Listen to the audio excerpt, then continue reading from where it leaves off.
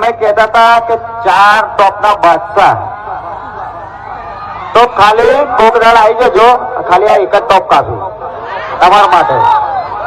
અને ખરેખર કોમ્પિટિશનમાં કોક દિવસ લગાઈશું. અમને વધારે બોલવાનો શોખ નહીં, પણ તમે અમને વધારે બોલાડો છો.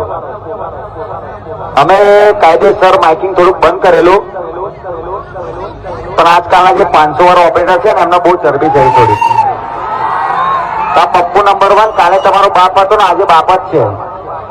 અને આ પપ્પુ નંબર 1 જ્યાં સુધી જીવે છે ને મારા કલેજા, તો વીએસઆર બારને હરાના ખાલી તમારે સપના જ જોવાના. વીએસઆર બારને હરાવવાના ખાલી તમારે સપના જોવાના. ચકલે બહુ હવામાં ઉડે છે ને પોતાને બાપ સમજીને બેઠી છે.